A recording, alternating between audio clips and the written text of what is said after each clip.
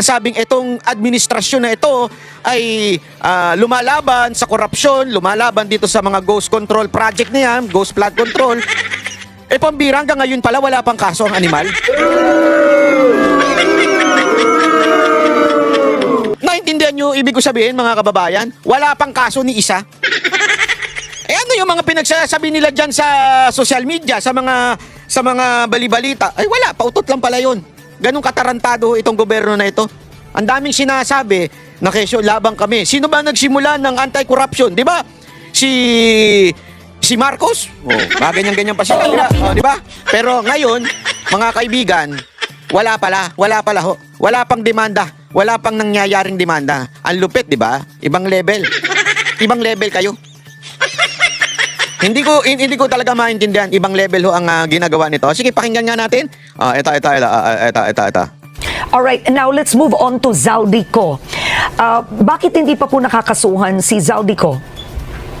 Yes, as I said, we are proceeding in a very systematic manner with due respect to the constitutional rights of the respondents, including the right of presumption to innocence. Okay. Presently, Gala. we have developing a case where Zaldico is involved in possible 16 transactions. Okay? This has not been filed yet with the DOJ. We are making sure. Yan. Ganda, di ba? Maganda naman yung sinabi niya. May due process, ika nga. Lupit, di ba? Ay, totoo naman. Sabi nga sa ating bayan, kailangan ng due process sa mga kakampi. Alam mo, ito wala namang kasalanan tong undersecretary na ito. Wala naman siyang kasalanan kasi may boss naman siya.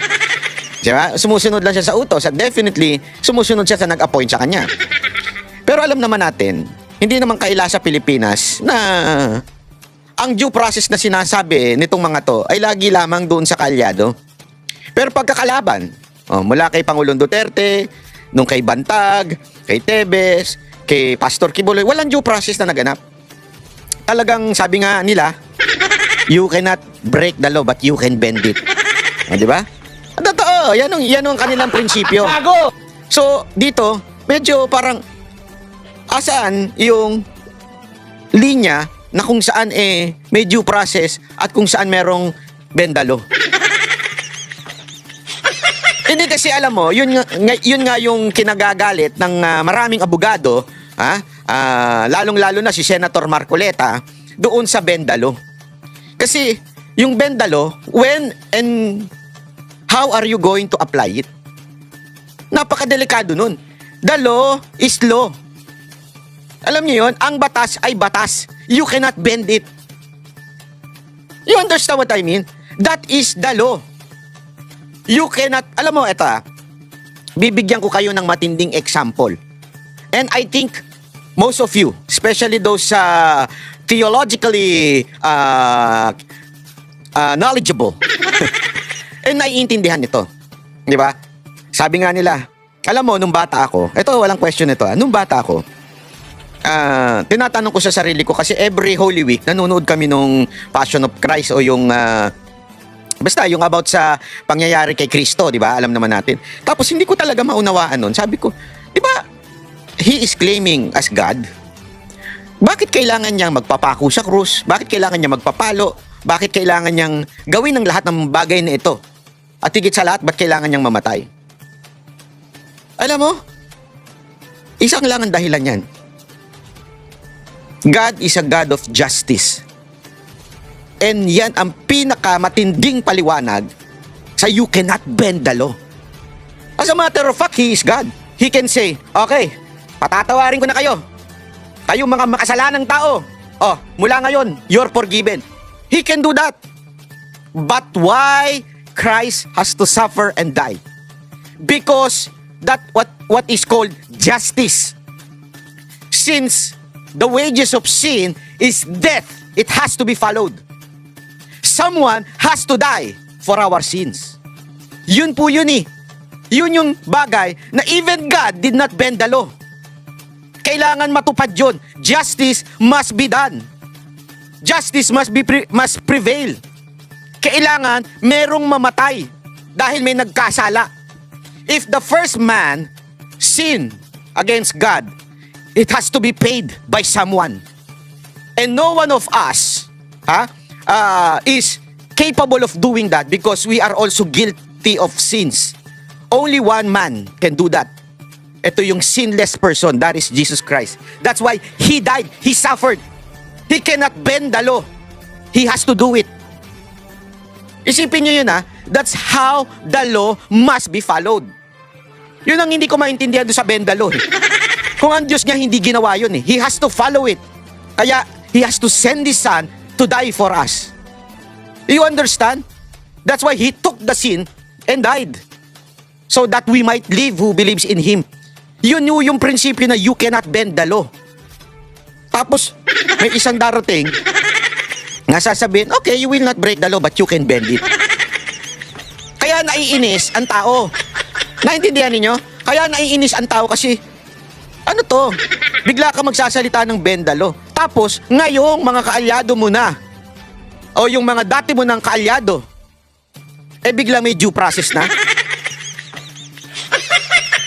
Pero pag yung mga maliliit nating kababayan, yung mga ating kababayan na nagnakaw lang na hindi na kailangan ng due process yan, dire-diretso na yan, yariin na yan. Tapos lahat ng mga oposisyon, wag na padaanin sa due process yan. Pasensya na po pasensya na Yusek, I'm not against you but against your bosses. Ganito lang kasi, hanggang you cannot explain to us na etong due process ay hindi nasunod kay Pangulong Duterte. Even the Supreme Court says that. Hindi man sinabi ng Supreme Court na directly using the Duterte's case. Pero alinaw na sinabi ng Supreme Court about extradition. He has to face the court. Second, he can bail. Andun yun, alinaw nun, no? May panahon siya para magpaliwanag. Supreme Court na po nagsabi niyan. And that is exactly what happened to PRRD. Biglang dinala. Hindi dumaan sa korte, hindi binigyan ng chance makapag bigay ng counter affidavit. Simple lang naman yan eh.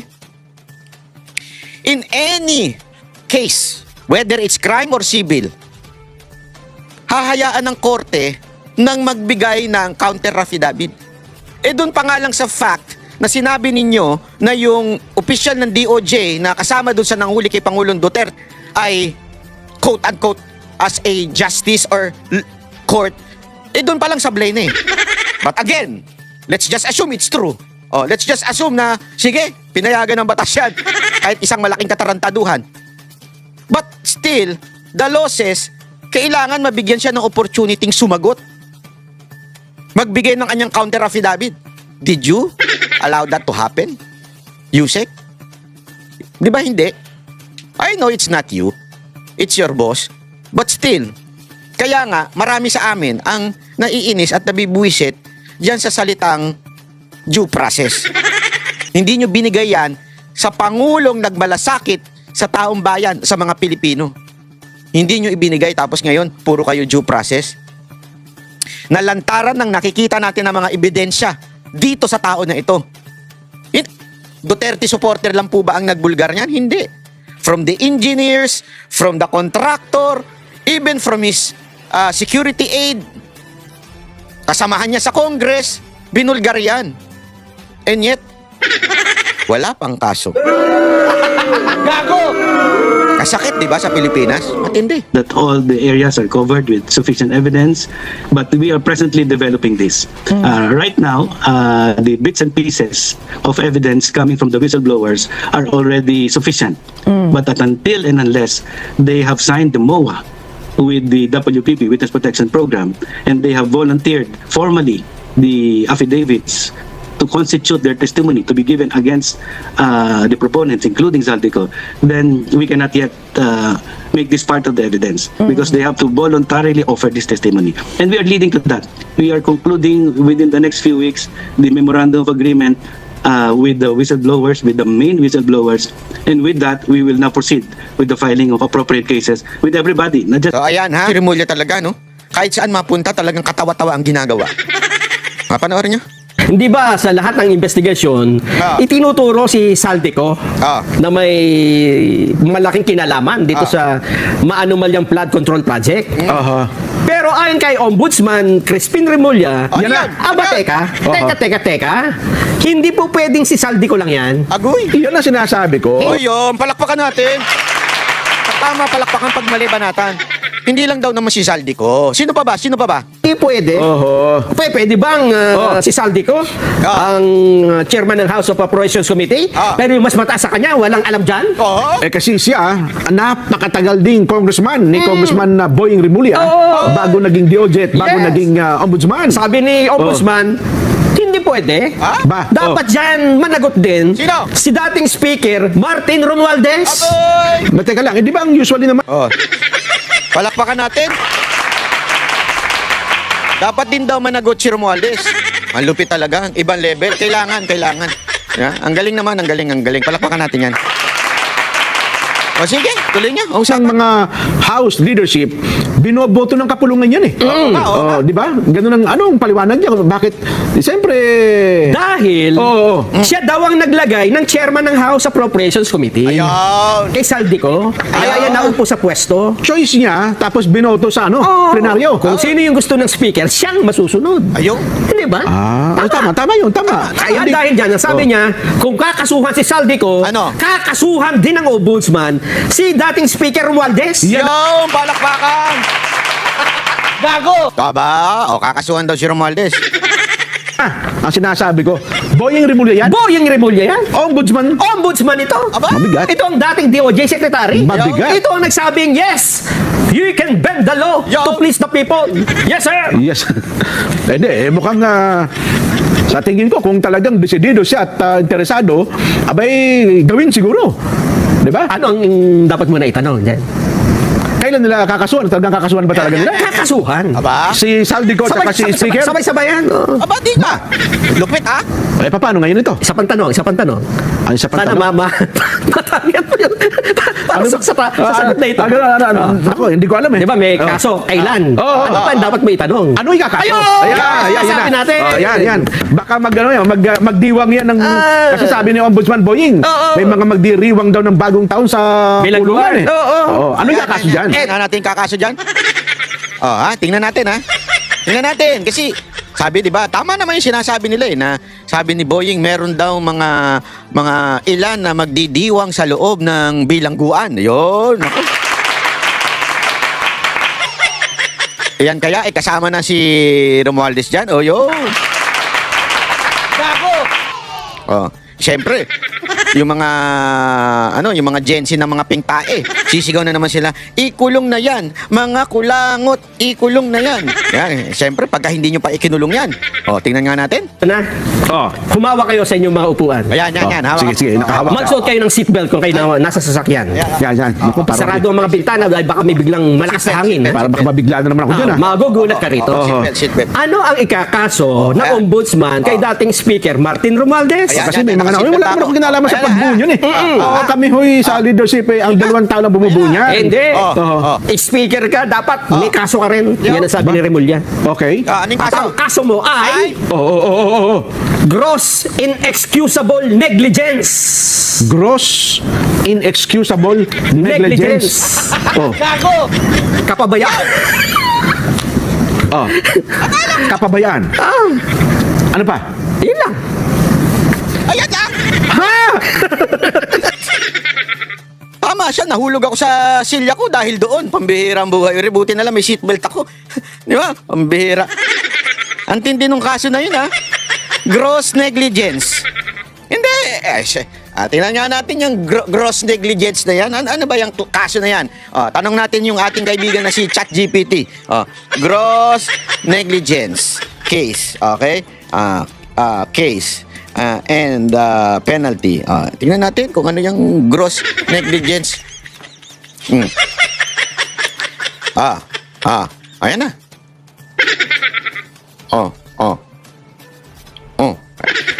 Ang lupit. Gross negligence in Philippine law covers negligence as source of liability, delict provides that those guilty of fraud, negligence, or delay in fulfilling obligation are liable for damages. Recognize gross negligence as equivalent to bad faith in certain situation. In criminal case, gross negligence may result in criminal negligence under imprudence and negligence. So, parang mga may hina lang itong mga kaso na ito, Mukhang, hindi kasi, sabi dito, a public official found grossly negligence may be dismissed from service, suspended, or fined under. What, ganun? Gross negligence of duty, dismissal from service with loss of benefit and disqualification. Yun lang. Hindi, alam nyo mga kababayan, Alam nyo kung bakit ito ang kinaso. Pinapaliwanag ko na ito kahapon, Ito ang kinaso dyan. Kasi, alam naman natin, yung chairmanship ng Committee on Appropriation, yan ay pinagbubutuhan. So, kayang-kayang tablahin ni Romualdez yan at sabihin niya, sandali, speaker lang ako dito. By law, hindi kasi pwedeng by theory lang by law, ako speaker lang at hindi po ako ang naglalagay ng chairman ng appropriation. Yan ay pinagbubutuhan ng body. So, doon pa lang, lusot na kagad. Gago! Kaya tuloy natatawa itong dalawang idol natin Delayed reaction. Nakakabigla na. Mamaya pakinggan natin mismo. Walang Hindi nga krimen to. Hindi, baka graft and corruption, plunder. Wala. Excusable negligence lang. Negligence. Unexcusable. Gross unexcusable. Pinano lang pinalala lang, pero Hindi, kasi unexcusable Hindi mapapatawad na kapabayaan. Pero durahin mo na yung adjective na yon. Negligence ho ang kaso. Kapabayaan. Parang sila magawa ka sa laysay. Yan lang. Magpaliwanag ka.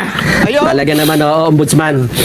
Naku po, patay tayo dyan. Talagang sablay na sablay ho itong inaano ng ombudsman. Kaya tuloy natatawa itong mga idol natin dahil kitang-kita naman po natin, di ba? Ay, nako. Anyway, matindi ho. Ito. Itong isang ano na ito, ang lupit nito. Sandali Medyo muntikan na sila magkasagutan dito nung in-interview niya. Abogado nung ni Zaldico. Ang lupit ng usapan nila dito. Itatagalog natin kasi English po ito. Alam mo naman tayo, yan ang ating major.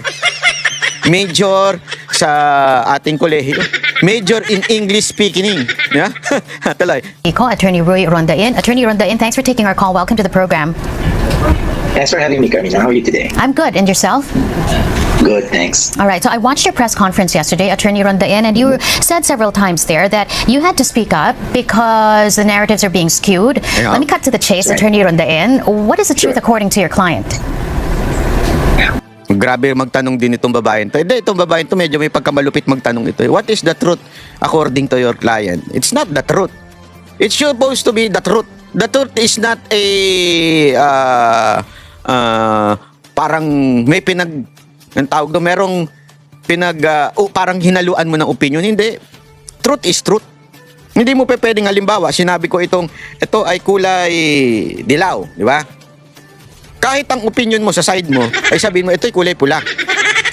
Hindi, nagsasama lang minsan talaga ang dilaw at pula. Pero ito'y dilaw. Kahit anong gawin mo, dilaw ito. This is the truth. There is no another way of saying this. Di ba? Na yan ay kulay pula. Hindi. Pareho lang sila ng prinsipyo sa buhay. Pero yung ito'y dilaw. Di ba? Kaya nga dito pa lang medyo sa feeling ko na na itong abogado na-adjit na ito. Well, there's no whole narrative because we don't have enough time for me to explain the entire narrative. What I said was we had to recalibrate, we had to correct the narrative because it had gotten so skewed that the people were being misled. I will give you, or my client will give you his entire version of the truth in due time. We're not going to have enough time today, Carmina. Now, give us a glimpse, Attorney Rondain. I mean, it's the first time that we've heard something from your client through you, the first time in months, and people are very curious as to what the truth is according to Zaldico. For example, people have been coloring the term insertions, and they're saying that there's been there is now general belief that an insertion is illegal. And I explained yesterday that it is not illegal. In fact, it's a very colored term that everyone's been doing it since forever. And the fact that it's been done doesn't automatically imply corruption. Now, part of my client's narrative is that he didn't receive any kickbacks, as claimed by some alleged witnesses, and he did not commit any crime. And the fact that he's being persecuted now indicates indicates to me anyway that a prejudgment on his case has been made. Everything else in between will take a lot of time because I don't want to mislead anyone. Again, I'm not inclined to do that. Since the press conference yesterday, Attorney Rondain, were you able to speak to your client? Yes, I spoke with him this morning. And what did he say? He was quite happy with the press conference because at least he said that some people Oo nga naman, kung sobrang dami mong pera, happy ka talaga. Oo. Madami naman talaga siyang pera eh. Liglig, siksik. Di ba talaga magiging happy siya? that people will have heard his side, and he's hoping that those who are sober enough will at least take some of the things I said and some of the things he wanted to convey to heart, and maybe step back and dial down the temperature. Here's the thing, though, when you listen to and watch the press conference yesterday, it was really more of explanations, right? And sort Yes. of like separating your client from the business, right? And therefore Yes. separating what could be his liability. But still there is that anger coming from the people. What does he say? What does he have to say about that anger from the people, Attorney Rondain? Okay, one thing at a time. Separating his personality as a person from his personality as a stockholder. That's not my invention. That's not my legal fiction. That's created by law. That an individual has a separate personality distinct from a corporation of which he's a member. So if a corporation in which he owns stock commits a wrong, he's not contaminated. It's that simple. That's not a legal excuse. That's not acrobatics or anything. That's the law. Separate corporate personality. Okay, let me just cut Now you you're there. saying that- Let me just cut you there. Sandali. Nagagalit na si ate. Nagagalit na. Ito na. Babanat na. The way you explain it, some would say, and I want you to answer this, that's a perfect cover-up. That's very convenient. It Cover is the for law, what? yes, but it can serve as a perfect cover-up and a very convenient one in that. Your reaction to that and your defense. Go ahead. It's not a cover that I created. It's what the law says because it's necessary for commerce. Now, if they're saying that it's being used, that the cover is being used as to perpetrate fraud, there's a remedy. They have to go to court and pierce the corporate veil and hold the stockholder liable for the actions of the corporation. It's not ironclad. There are solutions, but you can't blame a person for using a defense that's available to him in law. Now, they're angry about it because I didn't get the last part of your question. They're angry because No, what I'm the- using that as a no. cover? Well, you perfectly answered it already. I was asking you about, your defense to that people might see your explanation as the perfect cover-up or the convenient way out of this. But as you said, there's a way to pierce that corporate veil. Let me go back now to the other question, which is, how does a former congressman see the anger coming from the people? I was hoping that the press briefing yesterday would relieve the anger a little bit, would dial it down. Malabo yun. Hindi, pero in fairness in fairness naman dito kay Saldico, ako, patas tayo. Kahit yan po, dinimanda tayo niyan. Talagang siya lang ang diniin ng administrasyon na to. Obvious na obvious Para bagang nilaglag na siya. Ito, ilaglag na natin to ng todo-todo sa bangin para lahat ng sisi mapunta sa kanya. Di ba? Parang ganun ang ginawa para maligtas si Romualdez, para maligtas si Marcos. And I believe the children is the future. I believe may tama itong abogado niya. May tama itong abogado niya in a sense na ito pong si Saldico ay talagang lahat ay tila kanya yung kanya ang sisi, sa kanya lahat ang para bagang siya lang lahat ang may kasalanan. Parang parang ganun At marami ang nadideceive diyan. Ako naniniwala ako may kasalanan si Saldico. Oo, marami. Lalong-lalo na sa akin. Biro lang. Maraming kasalanan ito, pero hindi lang siya. Kaya nga may tama itong abogado na sinasabing medyo na-deceive din yung mga tao na tila sising-sisi kay Saldico. Tama. Hindi lang siya. May kasama pang iba. Dapat ganun. Problema, puro si Saldico na lang But I have received mixed reactions to the press con. Some people are saying that, I didn't know, and now I had context, and it seems that we've been quick to judge after all. And some people are, of course, just spitting fire and fury. There's nothing I can do about people who refuse to listen to reason. But what does your client have to say Let's about wait. the anger? Same thing. He's sad, but what would you do, Carmina, if you're accused wrongly of a crime? I would defend What is it myself. that people expect you? Defend yourself from what and how? I mean, I would show up. I would show And up. do what? And do defend what? Get myself strung up. personally and not use. That's the Grabe pa yung pag-irap si ate, may side eye. Sabi niya haharap daw siya and not use. Parang ikaw, oh, grabe. Itong si ate, oh, may pag... tingnan mo, may pag-irap baga. I mean, defend yourself from what? I explained this yesterday. I was hoping that people would get this. When you accuse someone of a crime, you have to accuse him specifically. You have to say what, when, where, who, and how. So people want him to come home and to defend himself from what? I'm asking you now. What's the charge? Well, that's going the legal route, and I understand you perfectly because that's your job, right? That's right. But That's right. there is this moral calling as well. I mean, the accusations are grave. I want to ask you: does he realize the gravity of these accusations? Take it away from the court, but the accusations No. outside of it, does he No. realize the gravity? Go ahead. No, he does not, because he doesn't know what the accusations are, and I'm the first line of defense. What are the accusations? Tell me before I defend, because that's a misconception. Most people want me to prove that my client is innocent. I don't have to do that. That's not the way our laws are drafted. Our laws are drafted such that if you accuse someone of a crime, you have to prove it. An accused doesn't have to prove innocence. It's up to the prosecution to prove that he's guilty. So if you're saying that he should come home and defend himself, my first question will be: defend himself from what? Okay, let's go into that. Accusations. Yan. Kasi yan ang paulit-ulit na pinopoint out nitong abogado na ito eh. Wala pang kaso eh. Anong accusation? Oh. Yeah, paulit-ulit yan. Kahapon niya pa sinasabi yun eh. Pati ngayon pa rin. Oh. Yan. So magsasagutan na sila nitong nag-i-interview sa kanya. Accusation. The accusation is this: that he was responsible for the insertions together with the former Speaker of the House, now Congressman Martin Romualdez. And there were two people who said that. At the very least, you have Congressman Toby Tiangco and former Senate President Chis Escudero. Go ahead, attorney. What insertions when? How Dako, much? patay ka ngayon. Ayan na, magagaling ang abogado dyan eh. Oh, saan ninakaw? Where ano? Asan ba yung mga yan? Ayan. Dadaanin ka na sa technicality niyan. Ate, oh. You see the problem? You can't make a generic accusation. You can't make a general, universal accusation and say, you're guilty of corruption. Come home and defend yourself. Corruption? Corruption? How? When? Where? What? Oh, patay ka ngayon. Yari ka. Ang talino ni kuya. Oh, mukhang maililigtas pa si Saldi ko. Napatay tayo dyan. Oh, nayari si ate. So, to answer me this, did he have anything to do with the Which insertions? I'm asking you. I'm answering you. I'm asking you what insertions? What Yari year? ka. For the 2019, 2021? For the budget for this year, 2025. Ate, next time kasi pag magtatanong ka, dapat meron kang data eh. 'Di ba? Sana kinuhan mo, inaral mo yung sinabi ni Tiangco. Kasi yun, puno ng data po yun eh. 'Di ba? Ito yung mga insertion na ipinasok ni Zaldico. Ako, just saying my dapat ganun. Kasi nga, kung abogado yung i-interviewin mo na malupit, mukhang malupit si kuya eh. Yari ka talaga. Oh. Insertions? Which insertion? Yari ka, patay So ka. this is how you're going to defend your client, by going through the line I can't item by help line it. item. Yes, because you're accusing him of a crime, and it's my job to find out what exactly you're accusing him of. There's no such thing. I don't know why this is difficult to comprehend. There's no such thing as a Nadali ka tuloy, ano? Oh, hindi ko alam kung anong mahirap intindihin dito.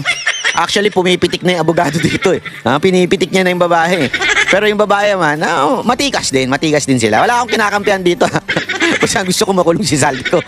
Pero matigas din yung babae. Tingnan niyo. universal accusation. If you say that I stole something, I stole millions, for example, you have to tell me where I stole it from, how much exactly I stole, how I stole it, when I did.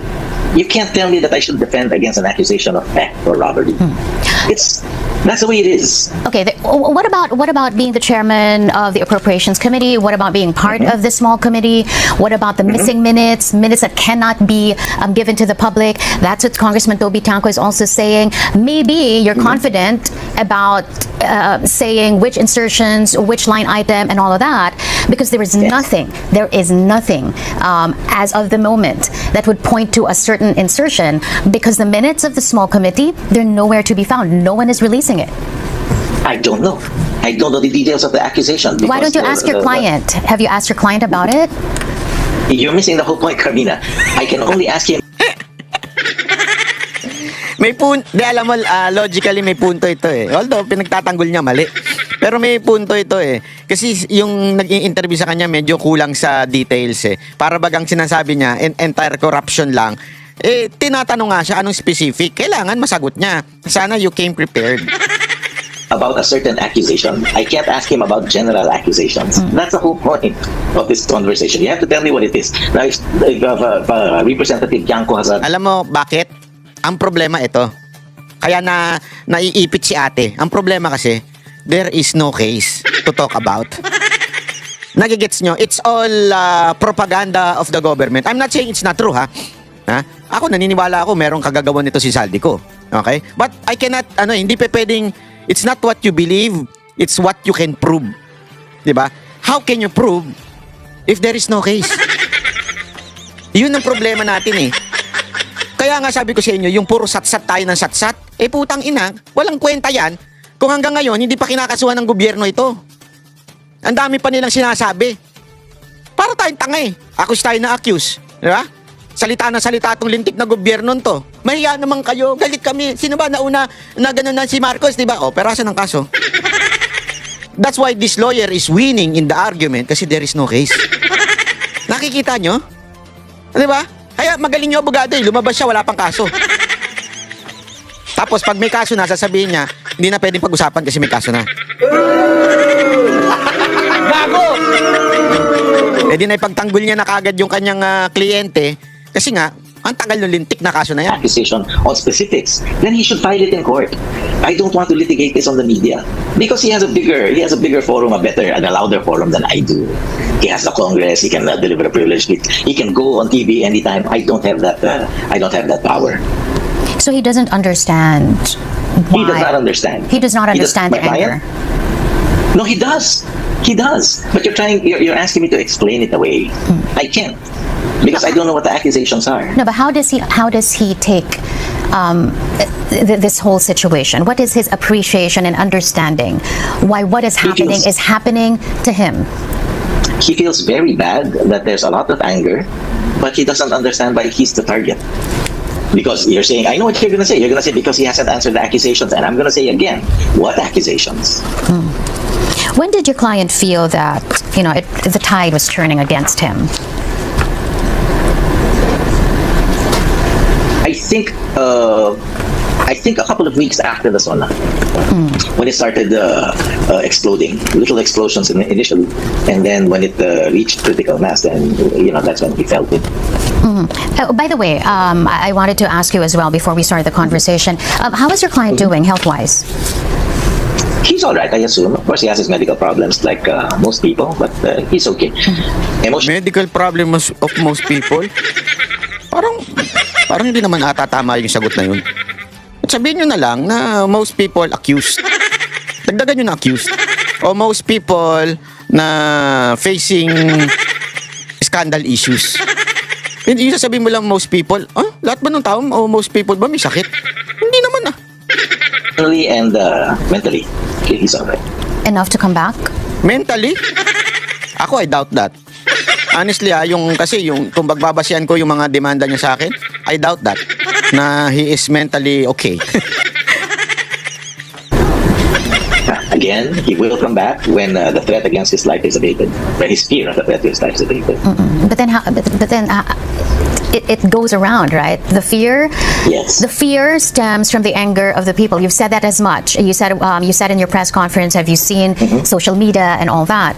So the fear comes from that, and you fear vigilantism. But then the people who are angry at him have only one thing to say. What? And one ask for him to come home and answer. So it goes Answer around. what? And so it goes around.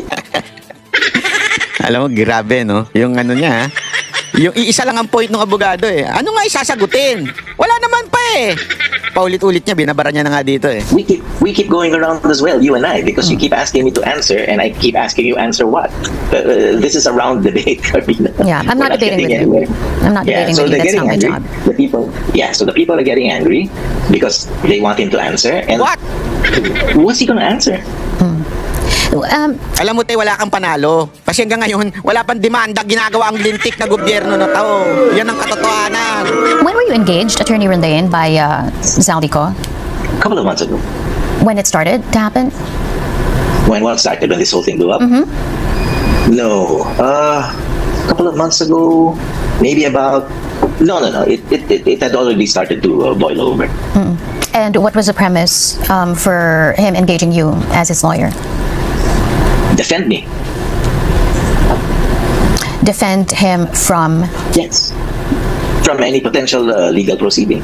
I mean, that is my job. That's what I'm trained to do. So he knew at that time, that early. Well, I assume that any reasonable person would accept that there's a possibility, there's a high possibility. Inuhuli siya ng babae. Napapansin, inuhuli siya ng babae na, so alam niya na may problema. Alam niya na merong ano. Gusto ko yan. Possibility that legal proceedings would be initiated. And a smart person would engage a lawyer before he needs a lawyer. And So- what exactly did he see to make him engage your services? Because as you said a while ago. What did he say? Go ahead. Sorry, I don't you're understand the question. overlapping. What exactly did he say? What exactly did he see and felt at that time to make him engage your services when he started seeing the tide turn against him? Oh, he probably felt that the trouble was coming, that he was going to be blamed for some things, and that's exactly what's going on now. He was going to be blamed. Yes. By whom? Let me stop there because we're starting to go into attorney-client privilege conversation. So I have to stop right there Does he have his at the proper entire time. At the proper time. Does he have his That would be the entire first. family with him? I don't know. I still don't know. I was asked that yesterday. I still don't know today. The allegation, one of the accusations as well, is that none of this would have happened without your client, and your client wouldn't have been so confident. This is one of the allegations, to make those insertions and steal from the national coffers. Had it not been for the former Speaker of the House, Martin Romualdez, what do you know about where that relationship stands as we speak? The relationship between your client and the former Speaker of the House. I can't answer that question because there's a premise I don't agree with. The premise is that he stole. And I cannot concede that premise, so I will not answer that question. However, I can isolate the latter part of the question on where his relationship with the former speaker stands now. I have no reason to believe that it is not as it was before. Sorry, can you repeat it? You have no reason to I have no reason to believe that his relationship is not as it was before. And why do you say so? Because I have no reason to believe that it's changed. All right. Can you categorically say, Attorney Rondain, that your client did not steal a single Yes. centavo from the national coffers? Yes. Yes, I can categorically declare that. And what's your reason for saying that? Because it's the truth. And there is no evidence to the contrary. When you talk to the people, though, and they say this person said this, delivered money, there's a money trail and all that, and this is being laid out to the public for the public to digest. Is there anything that you see wrong with all these pieces of information being laid out into the public outside the court, outside legal proceedings? Yes, absolutely. Because it builds a I can't say false because I don't know exactly what they said and they weren't under oath. So from an evidentiary point of view, I can't make any conclusions. But it builds a dangerous situation where people might believe otherwise inadmissible evidence, and it creates a false narrative. That's what I was trying to explain yesterday. For example, we're already assuming that money was delivered to my client because this guy said so, and that he stole billions from the government coffers. You see, that's the problem. We're building a narrative around the evidence which has not been vetted and which might be inadmissible, which might be untrue to begin with. So yes, there is a problem with admitting statements like that outside of a court of law. Let me just go back to what you said a while ago. Your client felt that he was going to be blamed. Why did he Yes. feel that way? He, without disclosing too much, he was chairman of the Committee on Appropriations, and he did his job.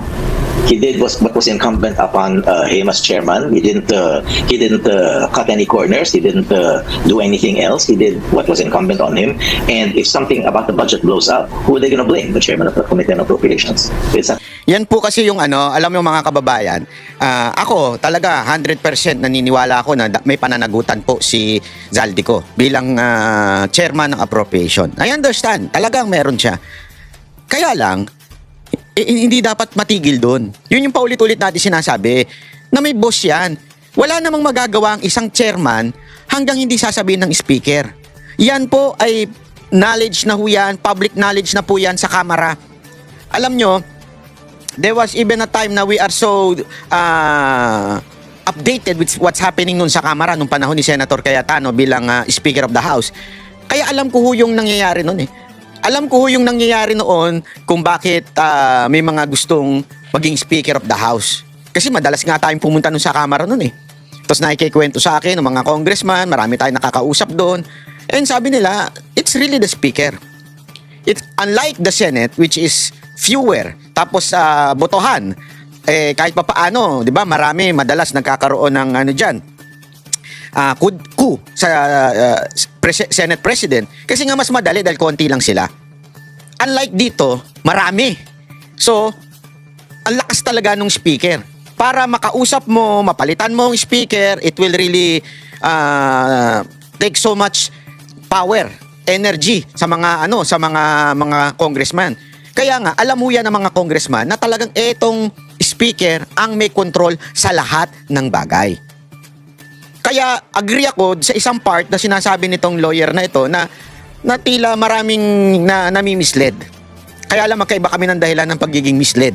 Ako, sa tingin ko, kaya nami-mislead ang tao dahil si Zaldico lang ang sinisisi. Tapos ngayon, may pinalalabas pa, may propaganda pa against Chis Escudero. Di ba? Na tila si Zaldico at saka si Chis Escudero ang magkakuntsaba sa mga ganyang pangyayari. Wala akong control ang isang Chis Escudero, isang Senate President sa tao ng Speaker of the House. Walang control yun. Anong ginawa? Kung ano-anong pinaratang, kung ano-anong binintang dito kay Senate Chis Escudero. At ang isang ang binintang dito, alam nyo kung ano, yung bago nilang pautot? Ito, papakita ko lang sa inyo. Ayan. Oh. Yan yung bago nilang pautot, yung meron daw bahay sa Alpaland, Baguio Mountain Lodge. Isang magandang bahay daw. Kasi mamahalin daw doon. So, ikino-connect nila. Naging nandito si Chis Escudero at si Hart Evangelista. So, merong kayamanan ito, merong pagmamayari si Chis Escudero. Tulad nung nangyari kay Senator Bongo. Si Trillanes, sinabihan siya na meron daw bahay sa Ayala, Alabang. Ito rin, sinabihan si Escudero na may bahay sa Alpaland. Pero mismong Alpaland na nagsabing walang bahay si Chis Escudero dyan, wala sa pangalan niya. Hindi kasi porket pinupuntahan, kanya na. Paano ako? Akin ang BGC. Kasi lagi ko nandyan. Laman ako dyan. Lagi akong nasa mga hotel dyan.